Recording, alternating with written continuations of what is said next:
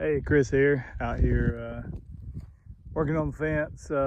Basically been going back and making all the connections to all of the wire that me and Jeff ran 2 weeks ago, week and a half ago, whatever. So we had all the wire ran. The connections are they're slow for me anyways. Other people may do them fast, but for me the connections are slow, and so I was like, I want to get everything else done that I need help on, the heavier stuff, I guess you'd say, while Jeff was out here. So I didn't know exactly when I was gonna have help again. So this week I'm out here by myself. So I ended up, well, I came out Tuesday, it was late when I got here, so today's only the second day I was able to work. And I went yesterday on a wild goose chase. I thought I found a really good deal on a used tractor, and yeah, I was expecting to be a little rough, but it was a lot worse than I thought. The guy had told me it needed a clutch, but when I got out there, it needed a whole lot more. So anyway, I was a little frustrated because I lost several hours, but some beautiful countryside. And so I did a little miscellaneous stuff and got started up at the pens. But I'm making behind these metal gates, and I've always had good luck with it. I'm just doing with a handle with poly wire, and that's, like I said, I've had good luck with that, keeping the goats and the dogs from trying to go through the gates. And if there's something behind it where they've got to stop and think, it seems like that's all you need, because if they got to think about it, they can't just rush through it. Then I guess it hits them that they're gonna get shocked. And I know a lot of people say this is not the right way to do it, and you lose current and all that. But I set mine where if I've got a problem and I'm having trouble finding it, I can pretty easily disconnect it and check sections at a time.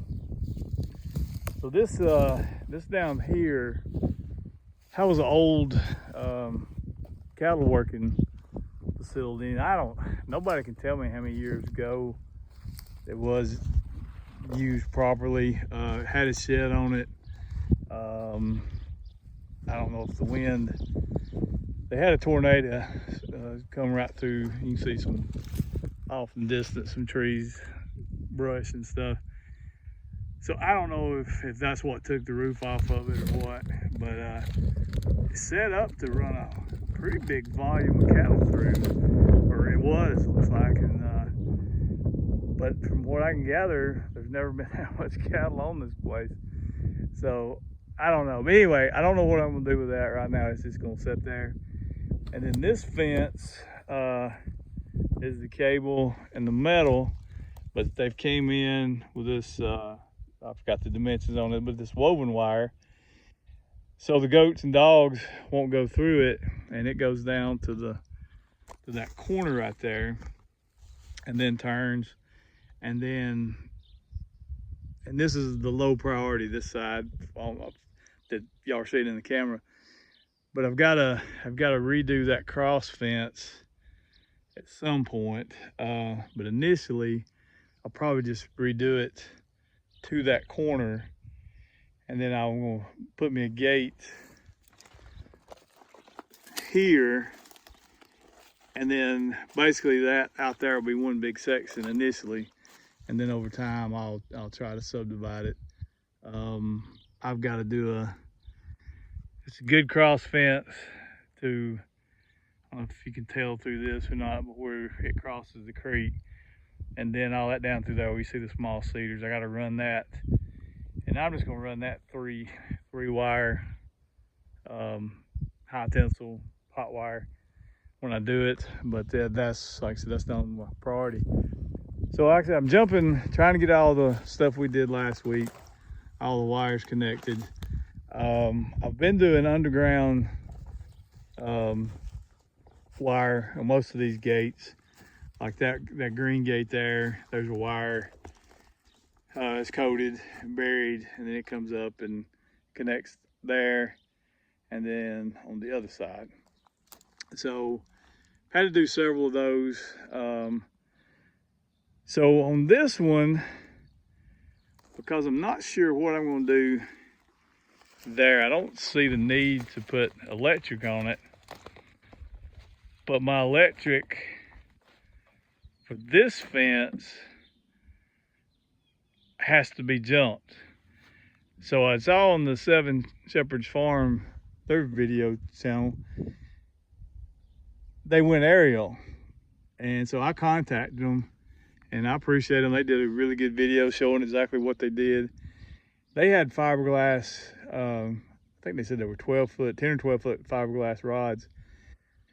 Well, I didn't have any fiberglass rods, but I had some 10-foot pieces of PVC that I had left over from something, and it's not pretty, and I don't know how it's going to work long term, but it'll get me started. So I basically took a big clamp, put one clamp on it, and then took lighter wire, and twisted it there at the top. I guess I could walk over there where it sit, but I put it's basically just a piping clamp on there at the bottom, and then I just used wire, twisted it tight for support there, and then I put a sleeve on the wire coming out. Probably wouldn't need to, but I was just afraid that at some point it might get over against, you know, that metal. So anyway, I ran it's easier to do it while I'm putting it in. So that sleeve, that black sleeve, goes up about, I don't know, probably about a foot, 8 inches to a foot up inside the pipe, and then you can see what's sticking out. And then I've got it connected. And then, like I said, it runs over. Any tractor I'm gonna buy will fit under that. So as long as the PVC holds up, it's schedule 40. It'll be fine, but I may eventually try to get some of that fiberglass rod, longer rod, and but for now, I thought that'd work. So we'll see. But appreciate everybody watching. Had that little short one I did of nature around the farm, and that's the most I've had anybody see. I think it was like 695 views the last time I saw it. So anyway, I appreciate that. And you know, if you see any value in this stuff I put on here, you know, like, share, all that good stuff. But I'll try to do some more videos. I meant to do some yesterday and I just got busy, and I forget about it a lot of times. But anyway, thanks for watching.